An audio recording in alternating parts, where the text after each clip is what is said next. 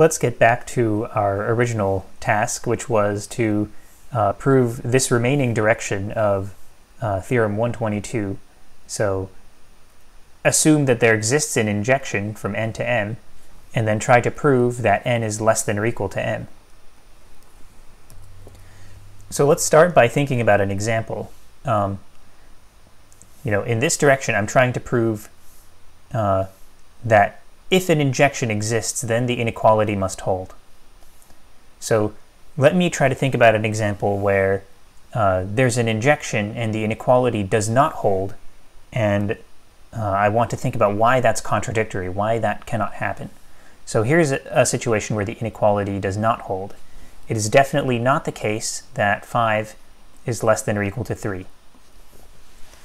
Right? We think that, in fact, 3 is less than 5. So this couldn't be by trichotomy. It couldn't be that 5 is less than or equal to 3.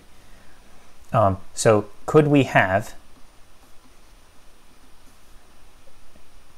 an injection existing from 5 to 3? Could we have this? Notice this is straight and this is curvy, the symbols. Could we have this? Well, we'd like to answer definitively no, but why not? What's the contradiction with having it? So suppose we have an injection. So say F maps 5 to 3 injectively. What's wrong with this picture? It's hard to really communicate what it is that's going wrong, right?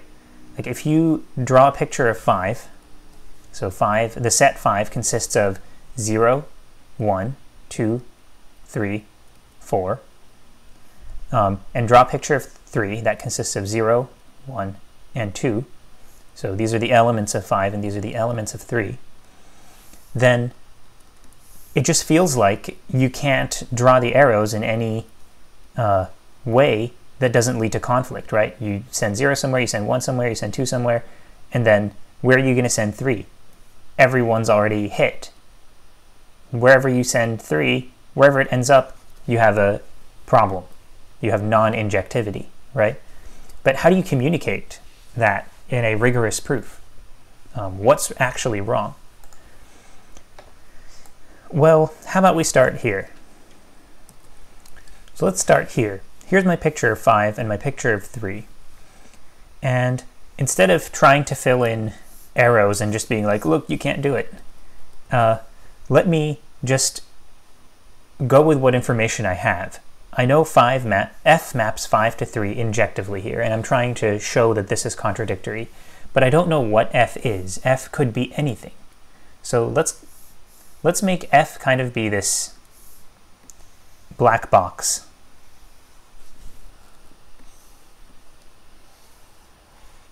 So I know that, so this black box here, or how about blue box? So this blue box F here, I know its domain is 5, so I know that there are arrows coming in like this, right? And then somehow inside this box they get wiggled and jumbled around, and eventually I get them coming out here, right? It doesn't have to be surjective, so I might have this and then nothing there, right? So the green arrows go in, they get jumbled around somehow, and then they end up here, and that's what F is. But I don't get to see what's going on inside, so let me hide it, and then just say the green lines go in, F does something to 0, it does something to 1, etc., and each one gets mapped somewhere. So it doesn't have to be surjective, but let's just pretend it's surjective to make the picture easier. We're actually being generous by allowing it to be surjective. By allowing it to be surjective in this situation, it's easier for it to be injective, and we're going to show that we're going to argue or reason that it's still impossible to have this picture and have F be injective. So notice that I'm building in the injectivity into my picture here, into my thinking, right? Like if I weren't, then I could have things like this. I could have multiple lines coming in to one place. but I only have one line going into each place, so that's injectivity. And that's all I know about f. It has this domain, it jumbles things up, things end up over here, and it's injective, so each one of these guys has only one arrow coming from it. So here's one strategy that we can try to apply in this situation with our limited knowledge about what f actually is. So whatever f is, in this picture we're assuming it's surjective. In the general proof we will not make those assumptions, but in this picture we are assuming f is surjective, and so we are assuming that each one of these has some arrow going to it, right? So non-surjective would be like maybe 2 doesn't have any arrow going to it, or 1 doesn't have any arrow going to it. So 2 has some arrow, so it comes from somewhere. It either comes from 0, or it comes from 1, from 2, from 3, from 4. Just for the sake of argument, let's suppose it came from 1. So let's suppose that when we open up f and we look at the internals of how it works, it seems that it sends 1 to 2. It has to send something to 2, according to the picture. So let's just suppose that that something is 1. Now I know that 4 goes somewhere, right? I don't know where, but 4 goes somewhere. Now what I'm going to do is rewire f. So it will no longer be f after I modify it, but I'm going to rewire it in such a way that I think I'll still have an injection at the end. So here's the rewiring. I'm going to cut here, so wherever 4 was going, and then wherever 4 was going, send 1 there now. And it doesn't have to be 1, it's just whatever was previously going to 2, whatever was previously getting mapped to 2, send that to wherever 4 was getting mapped. And the new destination of 4 is going to be 2. So do this rewiring. So basically we're taking f, and then before we apply f, we're applying a little bit of a swap here. If you do this, then it's still a mystery what's actually going on in here, but one thing is known: 4 gets mapped to 2. And you might believe that this is still an injection. Doing this like rewiring inside f leaves it still an injection. So now we have an injection, and 4 goes to 2. So once you've reduced to this situation, let me clean up the picture. So here's what we now know. We now know that we have an injection, and 4 goes to 2. Once you reduce to this situation, how about just deleting the 2 and the 4 from here, and deleting the edges that go with them, and then looking at what's left. So see what I erased? The 4, this edge, and the 2. And what's left? This is now 0, 1, 2, 3. This is the set 4, 0, 1. This is the set 2. So 5, the set 5 is now being replaced with the set 4. And the set 3 is now being replaced by the set 2. And we now have a new function, which is the original set of pairs, but without the that green edge that we started with at the bottom that I erased.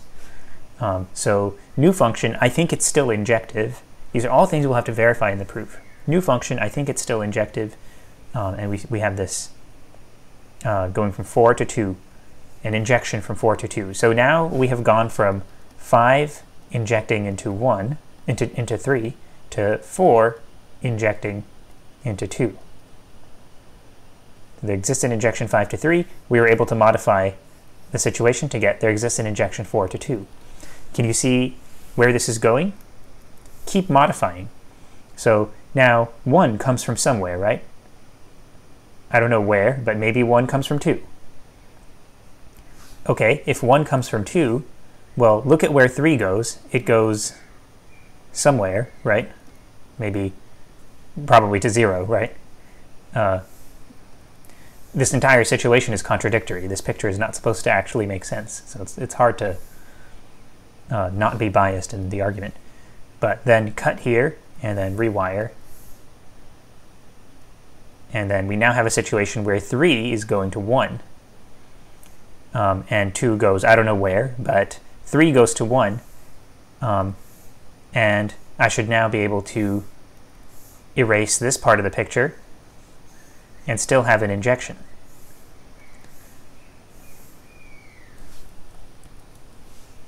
This time it's an injection 3 to 1. And you can keep cutting things down. So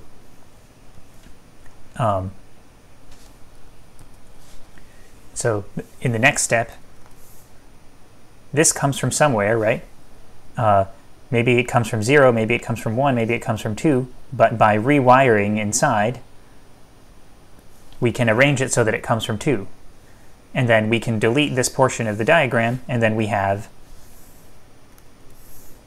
finally, an injection. We would have found an injection from 2 to 0, which is the empty set.